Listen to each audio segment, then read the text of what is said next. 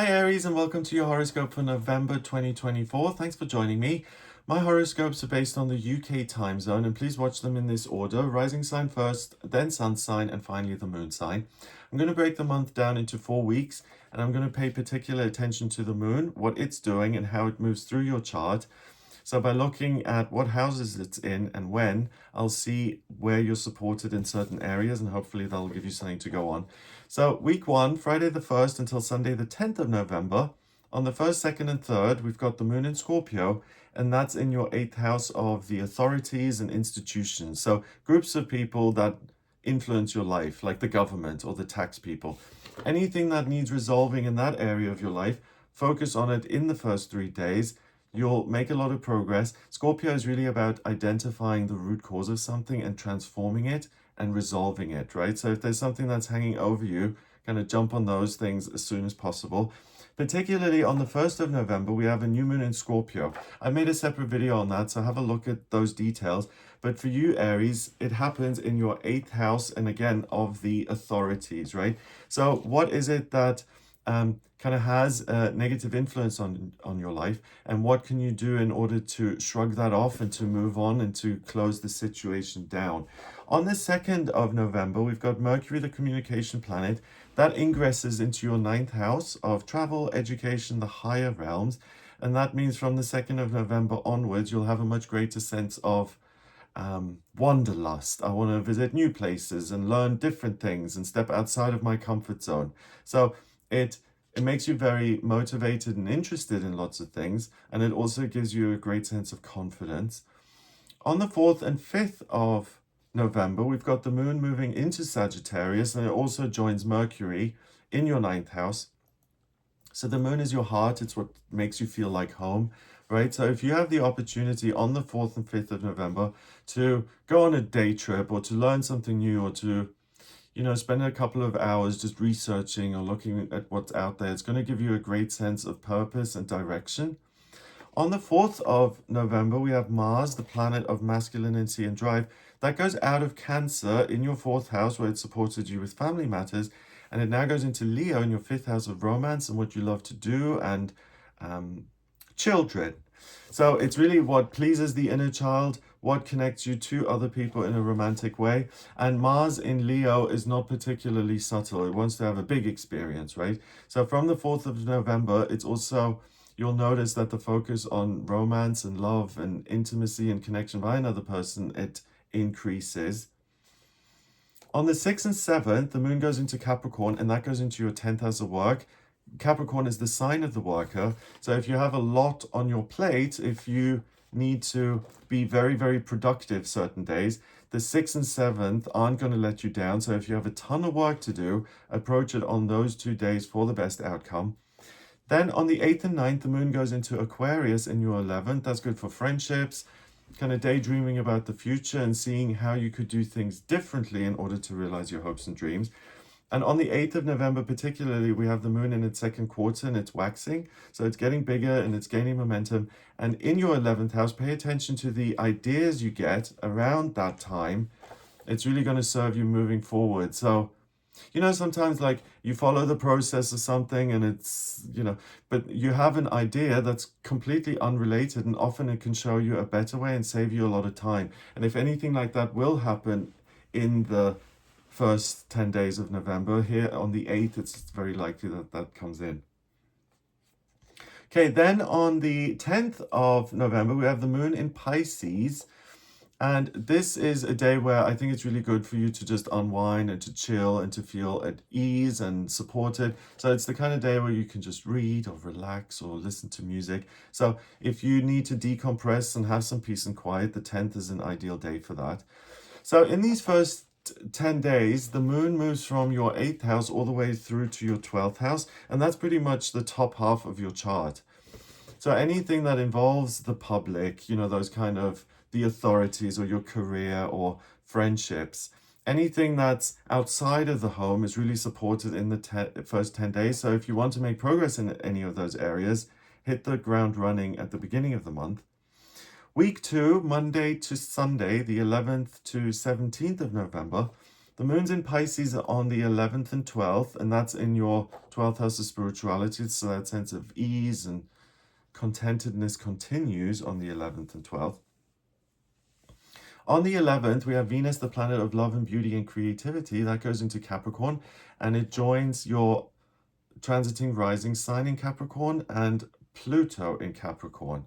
So when Venus is about giving life to something, right? It's about working creatively or building something new. And it going into your 10th house of career means that you can make real changes as far as your existing job is concerned, or you can start something on top of what you're already doing. If you're a student or if you're retired, then what is it that you could also work on? What is it that inspires you and fills you with creativity? How can you create something concrete through your ideas and what you're doing?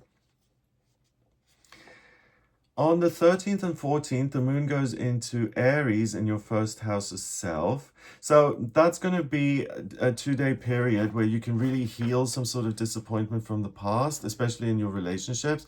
So if you have a friend and you haven't picked up the phone for a while, or you're estranged, this is a good 2-day period to really heal something that causes you ongoing pain and a sense of being uneasy with the way things have turned out. On the 15th and 16th, the moon then goes into Taurus, and that's in your second house of money, and it joins Uranus in Taurus, also in that second house. So the 15th and 16th is great in terms of, again, starting something new, business-wise, so registering with company house or anything like that. But it's also a great time to get creative and to experience kind of the physical pleasures. So it's creativity and gardening and design and being out in nature. All of those simple pleasures, anything like that will really ground you. And particularly on the 15th, we have a full moon in Taurus, and that's also a super moon, so it has a really strong influence on all of us. And for you, that full moon happens in your second house of money. So expect some sort of good news about your income, your savings, your career, anything money related. It looks really good around that time of the month for you specifically. Also on the 15th, Saturn, the planet of structure and security, that goes direct. And the outer planets are usually in retrograde for about 6 months, right? And when a planet is retrograde, the influence is usually expressed internally.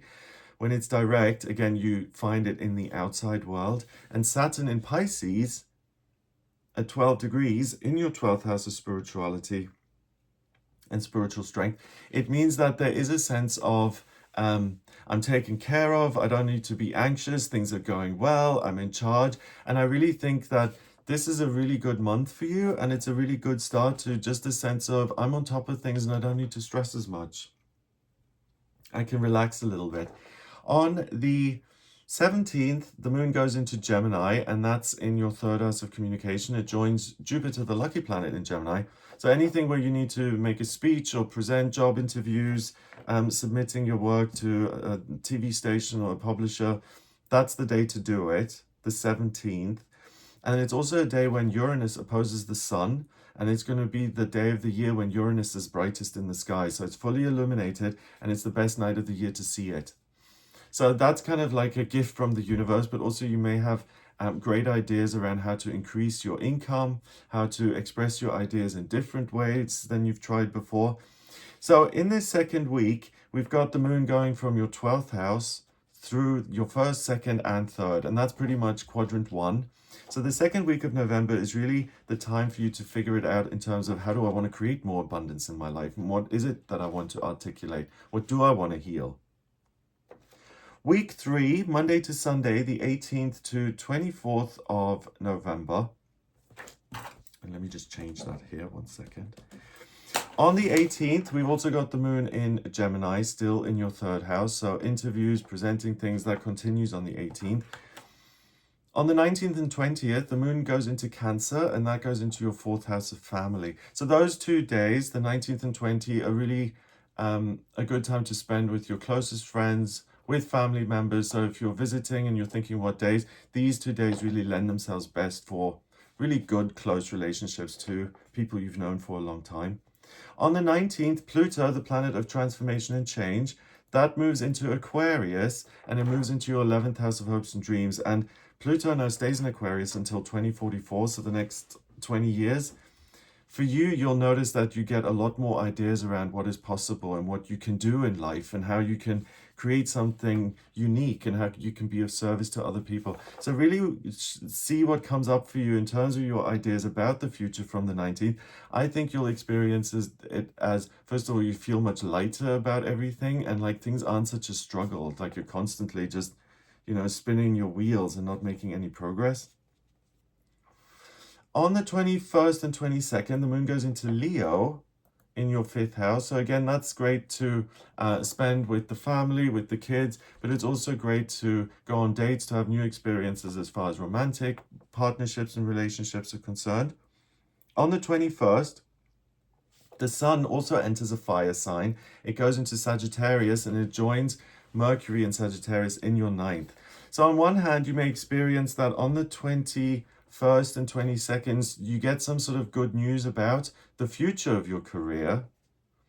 Or you may find that this ongoing sense of confidence and I want to have new experiences and step outside of my comfort zone, that gets even stronger.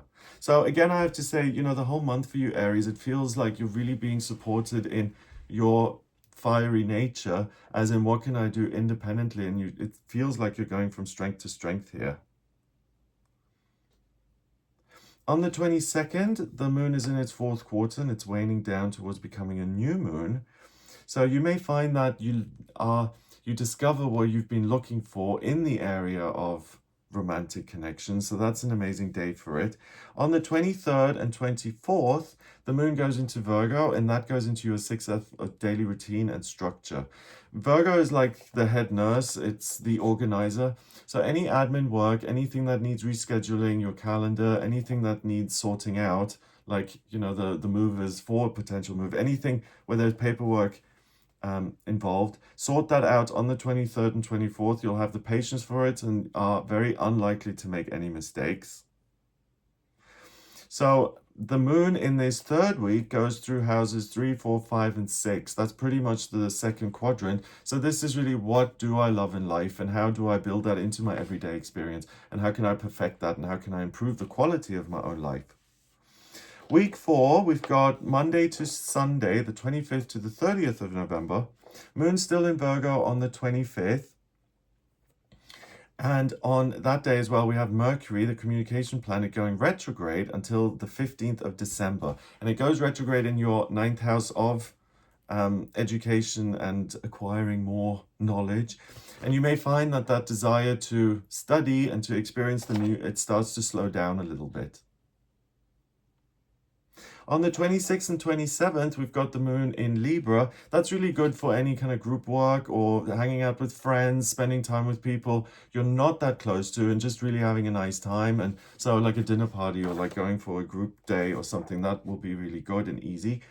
On the 28th, 29th, and 30th, we've got the moon going back into Scorpio in your 8th house. So you begin the month really with being able to close off some sort of connection to the authorities or institutions where you don't have much control.